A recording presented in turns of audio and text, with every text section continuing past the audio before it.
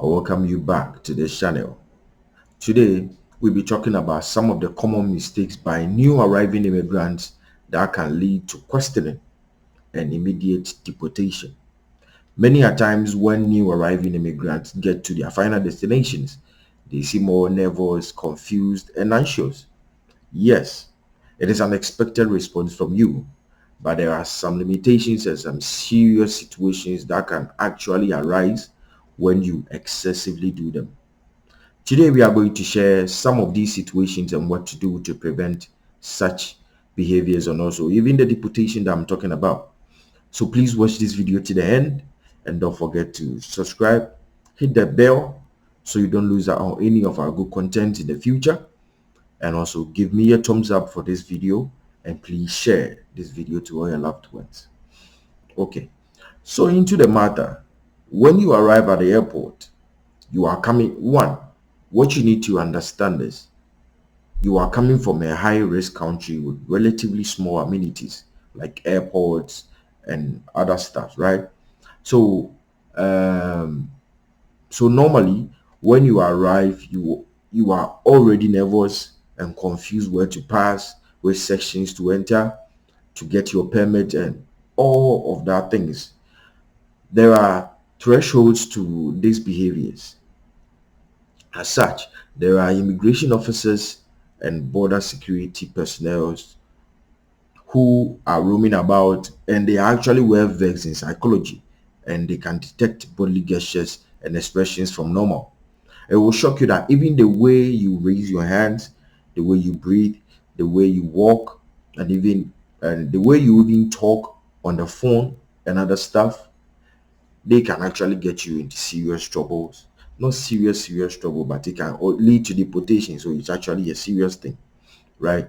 So let's have a look at this young lady who was acting in a way that led to questioning, and let's see what happened next.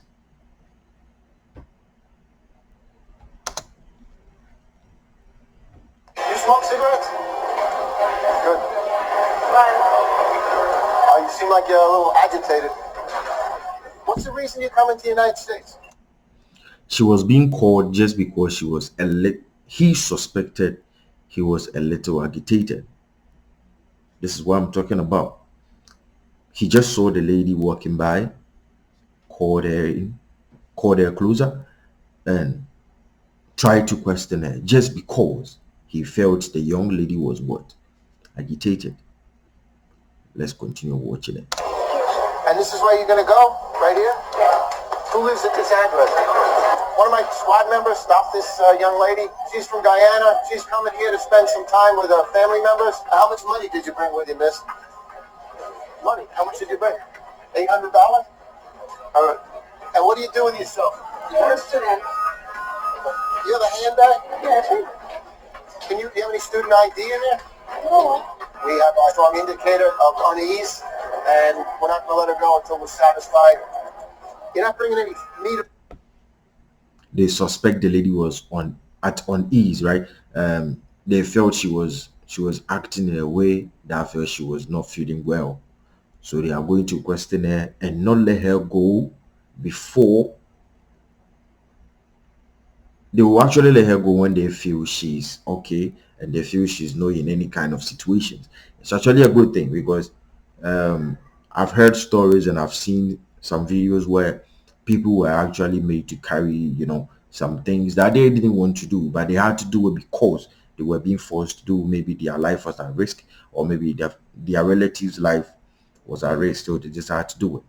But this might not be your situation, but just because of your bodily gestures and expressions at the airport, you'll be facing the same situation, right? Fruit, are you? No, the snacks.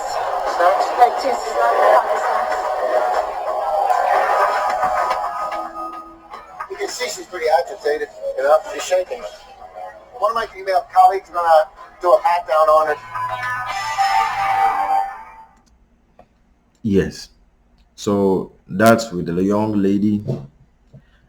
The border security personnel, the immigration officer felt she was uneasy, she was agitated, and then he just called her closer and try to question her why and find out why she was feeling agitated, and she was shaking too. So they just want to find out why are you feeling some way, and then they know how to help you. It's actually for a good cause, but the problem lies here. Let's say you don't have any bad thing, you don't have any drugs, any nothing on you. You are clean as a white sheet. But the thing is, just look at the time you are going to spend there. They are going to keep you and question you, do all their checks. It's not going to take minutes, it's going to take hours. You're already in a country like USA, in Canada, in UK, Australia. You're already confused and nervous. The airport is big, you've seen a lot of people, you're already confused and all that. Then you are going through this kind of situation. It's actually going to make that day very stressful for you. So let's be watchful how we comport ourselves, and also how we react when we get into a new country, because it can actually lead you to maybe the same or even worse than the same situation, right? Yeah. Okay, so that's with a young lady. Now I want us to go to the next point, which will be to declare all your belongings on the screen when you arrive. There is a section where when you arrive, you go into the screen and maybe declare all your belongings. So let's say you are coming in with foodstuffs, you're coming in with meat, you're coming in shampoo, you're coming in with everything, whatever, perfumes and everything. It's some kind of way that is actually in the system. Many people refuse to declare what they actually bring into the country, and when you are caught, it will not go a very clean way for you. So I actually entreat people that try to declare all your belongings. If you feel whatever you are bringing into that country is not going to harm the country and not going to make you lose maybe your status or something, just declare it. Yes, because refusal to declare all that you bring can lead to sanctions like fines. Yes, imprisonment, and even immediate deportations. All right, so let's look at this young guy who refused to declare his full staff and learn something from this. Let's just take a look, okay? At Boston Logan International Airport. Are these your bags?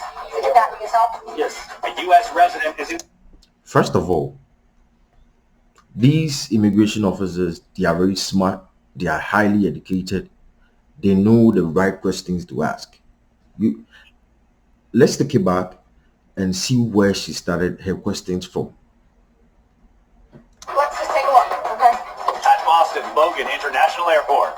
Are these your bags? Did you pack them yourself? Are these your bags? He said, yes. Did you pack them yourself? He said, yes. Under no circumstance moving forward, you can say, I don't know what that thing, if they are to find something, you can never deny something in the bag. Yes. A U.S. resident is in secondary after a trip. He's actually like a black guy who is, I think, schooling in the US, and he went back home to Africa, and he's now re-entering into USA, and this is the situation that he got himself into. Trip to Africa. What part of Africa did you go to? Most of Africa. And what was the purpose of your trip there? I got a brother. One brother. So the primary officer decided they wanted to have a full baggage exam on the traveler, and usually that's based on the way they act on primary. The keyword, he was being called, the immigration officer called him over just because of the way he acted on primary. When he got there, the way he was acting. And it's kind of funny, this is not your first time entering into the country, so why would you act in a certain kind of way? This is where the situation is. This is where the problem actually is. Let's go on. What is this used for? That's I go. I'm here. He just keeps smiling. The fact that you are smiling doesn't mean they actually believe whatever you're saying. You even smiling, it's like you are forcing to smile, which is a problem, because there is nothing being said funny there. So why would you smile? That is one thing they will take notice of. He was just smiling. Maybe, some people tend to just to smile and laugh when they are nervous. Maybe this is your situation. You have a lot of toothbrushes. Yeah, I think I've got a toothbrush in America.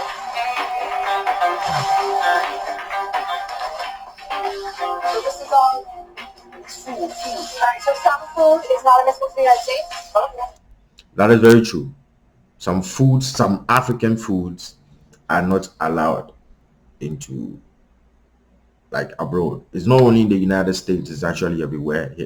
It's in Canada, I think it's in the UK, it's everywhere.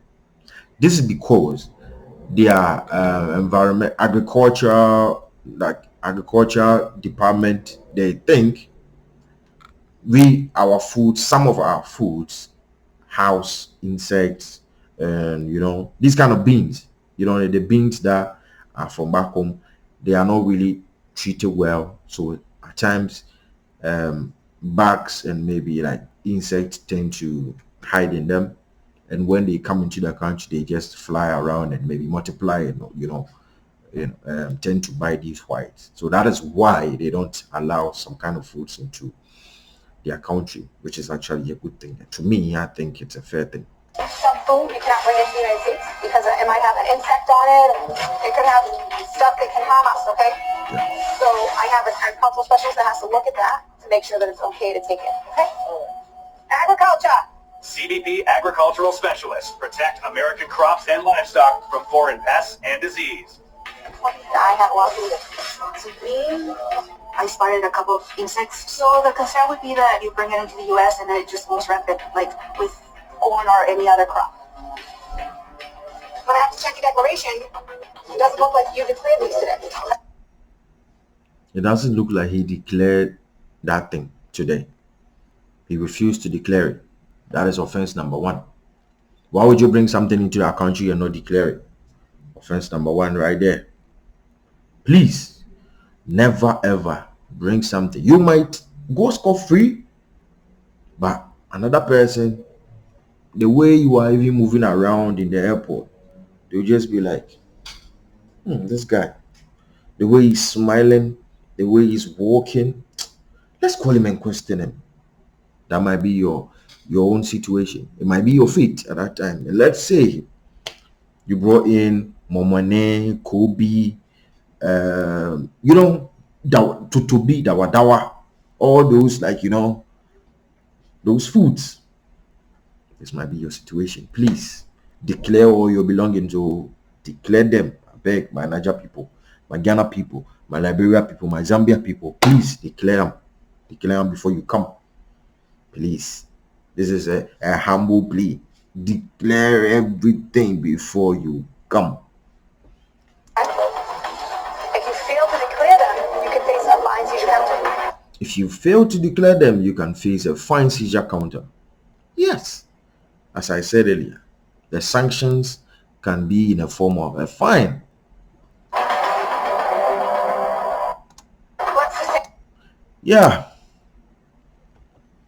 To my people, that's it. As I said, please declare it. Comport yourself at the airport. Don't try to smile. Don't try to do, just be normal. Just be normal. Have a clean conscience. Nothing is going to occur. Nothing is going to happen. Have a clean conscience. Stop trying to be like present. If you want to like feel present, you might end up being questioned. And this, the good thing about these two videos is none of them got deported. They actually entered into their country, but there are instances where people end up not being able to enter into the country. Please, we are here to educate ourselves. We are here to build a family.